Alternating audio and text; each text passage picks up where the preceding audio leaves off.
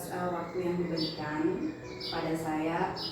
Saya mengunjungi ibu itu dalam rangka memenuhi tugas dari program Guru Penggerak, karena saya mengikuti program Guru Penggerak itu ada pada tugas demonstrasi kontekstual itu untuk cara-cara mengambil keputusan dari sebuah kasus dilema.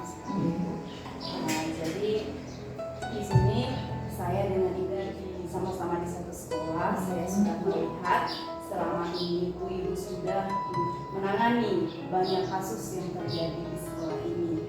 Nah, dari sekian banyak yang sudah ibu selesaikan, sudah ibu alami, kira-kira atau bagaimana ibu dapat mengidentifikasi kasus-kasus tersebut yang mana merupakan dilema etika dan yang mana merupakan tuntutan moral. Ya, terima kasih Wida. Memang benar ya, kalau selama ini banyak kasus-kasus yang sudah saya tangani ya bersama teman-teman juga. Ada yang termasuk dilema, ada yang termasuk ujukan moral. Nah, ini bagaimana saya mengidentifikasi? Saya melihat dulu kondisi atau situasi dari permasalahan itu. Apakah permasalahan ini adalah urgent atau tidak? Apakah permasalahan ini berat atau tidak? Apakah permasalahan ini melanggar peraturan sekolah atau peraturan hukum? Nah, itu cara saya mengidentifikasi, saya memetakan dulu, baru nanti bisa mengambil keputusan. Selama ini berarti dalam mengambil keputusan hal-hal tersebut yang dilakukan. Oke, selanjutnya kira-kira bagaimana ibu menjalankan pengambilan keputusan di sekolah ibu, terutama untuk kasus-kasus di mana ada dua kepentingan yang sama-sama benar atau sama-sama mengandung nilai kebajikan. Iya. Jadi termasuk dilema etika, jadi benar dengan benar. Kira-kira bagaimana? Cara saya mengambil keputusan itu, yang pertama tadi itu saya petakan dulu kan, permasalahannya seperti apa. Kemudian saya melibatkan orang lain gitu. Saya mencari siapa yang perlu saya libatkan dalam permasalahan ini untuk membantu mengatasi masalah ini. Kemudian baru saya mengambil keputusan seperti itu. Oke, jadi tadi seperti memetakan itu merupakan langkah yang pertama. Yang berikutnya, kira-kira langkah atau prosedur seperti apa yang mungkin ibu lakukan selama ini, yang bisa ibu lakukan selama ini? Iya, langkahnya itu yang pertama tadi kan, yang saya bilang kita petakan dulu, itu yang pertama. Yang kedua yaitu kita mencari faktanya dulu. Nah, fakta ini tidak ke yang bersangkutan langsung tidak, tapi kita cari faktanya ke orang-orang di sekitarnya gitu. Kalau siswa berarti ke teman-teman sekitarnya, ke orang tuanya. Nah, kalau guru berarti teman-teman yang ada di sekitarnya. Nah, kemudian langkah berikutnya setelah mencari ini kita mengklarifikasi. Itu langsung kita mengundang yang bersangkutan. Kemudian mengambil keputusan. Nah, setelah mengambil keputusan, kita melihat apakah keputusan ini berdampak gimana ya.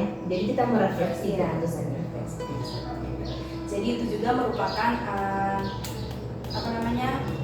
hal-hal yang efektif yang bisa dilakukan dalam pengambilan keputusan yang merupakan kasus-kasus dilema etika ini.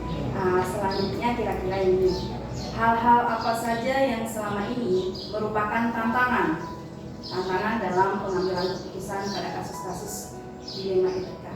Iya, tantangannya pasti kalau dari contoh masalah ya, mungkin pernah Ibu Ida lihat ya, saya menangani masalah guru misalnya ya. Kalau guru yang masalahnya itu misalnya antara guru dengan kebijakan atau peraturan sekolah. Nah, tantangannya itu tentunya ada dari teman-teman gitu yang mungkin kurang berkenan dengan kebijakan yang mungkin kita ambil. Itu tantangan yang pertama. Tantangan yang kedua mungkin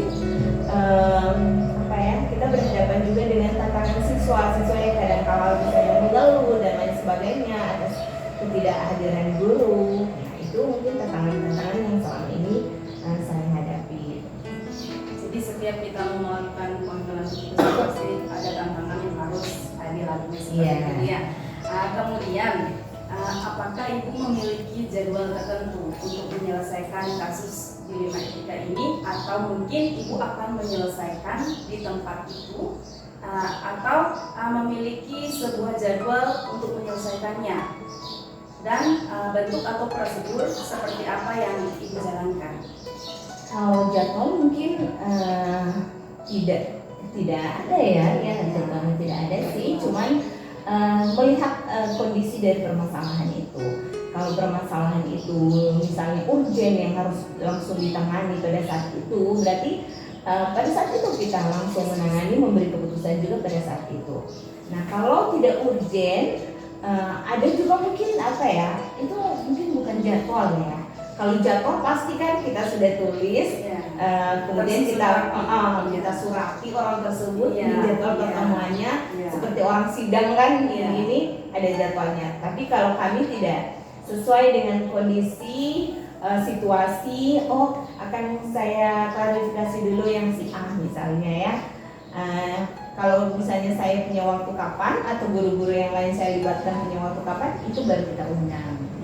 Bagus sekali, Bu.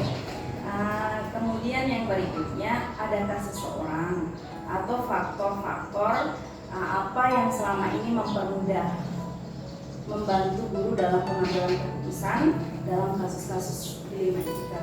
Iya, kalau faktor mungkin faktor kita menggunakan dengan hati gitu.